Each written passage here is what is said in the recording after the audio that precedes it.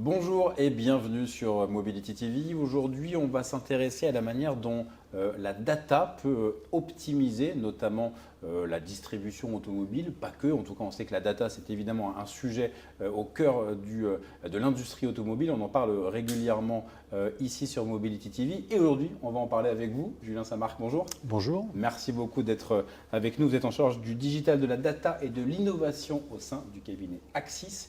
Et donc, on va rentrer dans le vif du sujet très rapidement avec vous. Cette importance de la donnée, on la retrouve notamment sur ce qu'elle peut apporter dans les concessions ou comment on va faire venir les gens dans les concessions. On peut le résumer comme ça.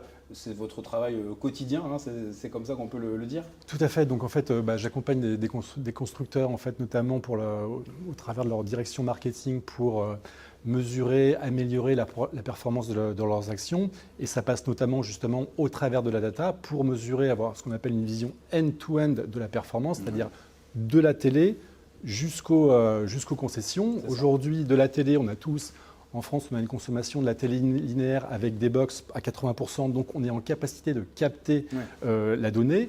Et on a également positionné des boîtiers chez certains concessionnaires pour justement mesurer. Et on va mesurer toutes ces actions et définir quels sont les leviers les plus importants pour faire une vente in fine et donc agir en conséquence. Avec effectivement cette importance du lead dont on parle aussi.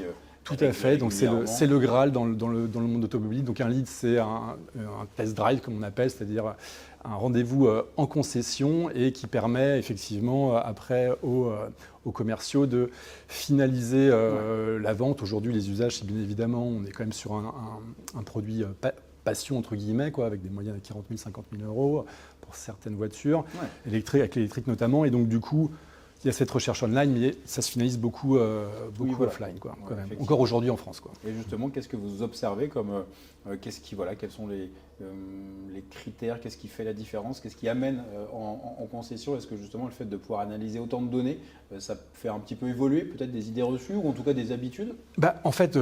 En fait, avec la data, notamment sur la partie digitale, sur la partie amont, on va pouvoir effectivement optimiser la génération de leads. On va pouvoir mieux gérer nos investissements médias pour qu'ils soient plus optimales. On va, au travers de la data et également de l'IA, faire des scorings d'audience et donc du coup être beaucoup plus précis pour, je dirais, avoir des messages personnalisés et donc plus impactants qui génèrent de la conversion. On arrive déjà maintenant à de plus en plus personnaliser, globalement envoyer une info qui a priori va être plutôt pertinente. Alors, on n'est pas encore, même si le marketing c'était vraiment le one-to-one comme on l'a appris à l'école, on n'est pas encore sur ça, on est plutôt sur ce qu'on appelle des cohortes, c'est-à-dire des groupes de personnes, mais on arrive quand même à préciser des messages en fonction des profils et à pouvoir les adresser correctement. Et typiquement, je suis sur les réseaux sociaux, je clique sur ce que propose un constructeur.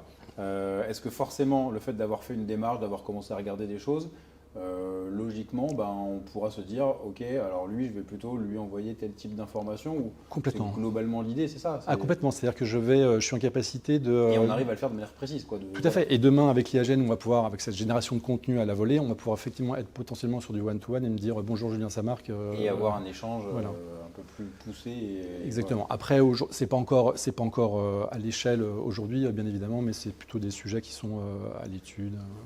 Mais qui seront demain totalement réalisables. Et il y a une chose qui était intéressante dans ce que vous faites sur comment on arrive à bien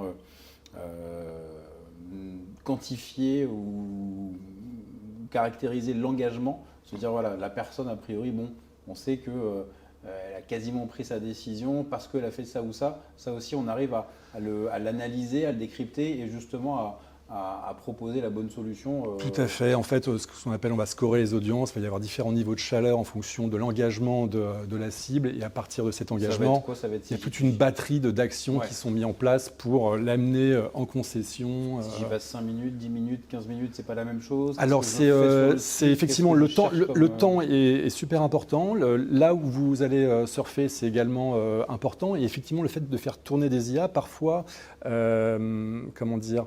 on avait des idées préconçues sur des parcours et en fait, le fait de faire tourner des IA nous apporte vraiment une amélioration de la connaissance client et du coup, on peut repositionner à la fois, nos contenus et également nos investissements médias pour être plus saillant. Oui, et donc ça, c'est, j'imagine, en plus, work in progress, pour être un bon... pour bien parler français, mais c'est-à-dire que ça va forcément évoluer en permanence. C'est-à-dire que là, et vous parlez d'IA générative, voilà, est-ce que ça, typiquement, ça permet d'être encore plus précis, plus rapide? L'IA générative, en fait, si vous voulez, on a l'IA arrivera après cette... Non, en fait, l'IA traditionnelle va nous permettre d'aller sur de la prédiction, voilà. ce genre de choses, de faire des actions personnalisées, mais l'IA générative, elle, va pouvoir interagir au niveau des contenus, et donc du coup, je vais pouvoir générer de manière automatique des contenus personnalisés. Et ça, aujourd'hui, ça reste, c'est plutôt compliqué. Après, sur l'automobile, on est quand même sur des produits à forte valeur. Donc, pour l'avoir testé avec certains constructeurs, ils ne sont pas encore prêts à faire de l'IA-gène parce que, quelque part, leur visuel de voiture, c'est quelque chose de très important. Et maintenant, peut-être que sur des produits de plus grande consommation, là, on peut peut-être faire intervenir de l'IA-gène, il y a moins d'attente. Un petit peu plus, ouais, effectivement.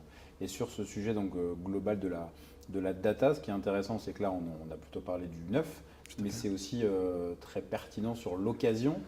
Comment, voilà, à quel moment, à quel niveau, est-ce que c'est très nouveau justement? Bien sûr, alors donc là je vais sortir du département marketing, je vais aller de manière plus globale sur la transfo digitale et data, et donc ça intervient à trois moments, donc au moment du sourcing des véhicules, donc si j'ai de la data et de l'IA, je vais pouvoir anticiper quels sont les véhicules, comment sourcer les bons véhicules au bon endroit. Ça intervient au niveau du reconditionnement, et là le reconditionnement c'est se dire, tiens, en fonction du véhicule, je fais tourner des algorithmes et des programmes qui vont me dire, OK, je peux le remettre dans tel circuit de distribution derrière.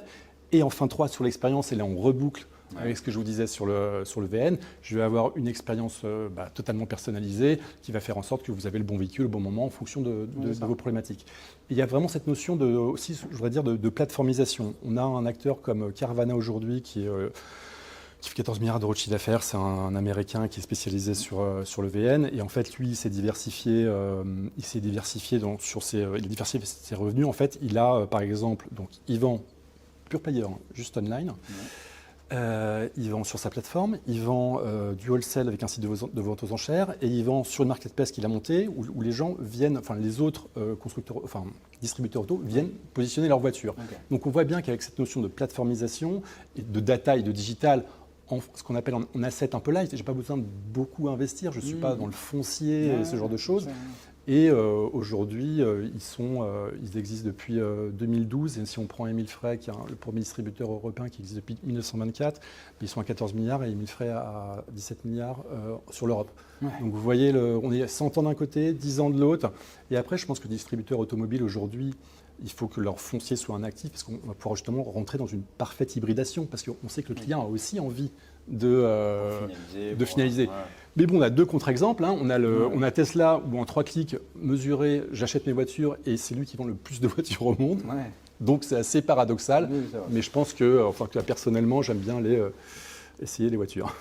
Effectivement. Et sur ce côté, par exemple, dans les exemples que vous citiez, sur le reconditionnement, typiquement, donc avec l'outil, on va pouvoir se jauger, typiquement, estimer quasiment la marge, les travaux qui sont à refaire. Est-ce qu'elle part à la casse?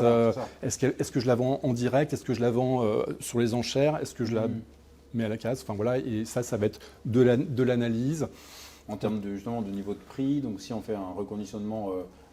pas plus, mais quasiment, ce sera plutôt ce type de canaux-là. Si on fait un reconditionnement light, le prix est plus bas. Là, c'est vraiment j'imagine quasiment en temps réel. Mais complètement. Et quel lead time value, parce que c'est ça la clé. Combien de temps plus je laisse ma voiture sur un parking, plus mes points de marge diminuent. Donc, quel lead time value j'ai sur ces véhicules et quel va être le canal de distribution qui va me permettre d'optimiser ce lead time value, parce que c'est ça le nerf de la guerre. Effectivement, le nerf de la guerre, on l'a bien compris, c'est très, très concret, c'est le quotidien dans les concessions. Et puis côté sur tous les plans, côté client aussi, parce qu'on se projette aussi assez facilement sur ce type d'informations. Donc parfait, c'est très clair. Merci à vous. Merci à vous d'être venu sur Mobility TV, un sujet de fond qu'on aura forcément l'occasion d'aborder à nouveau parce que ça va très vite. Totalement. Merci à vous et à bientôt. Merci. Et on se retrouve très vite. Merci.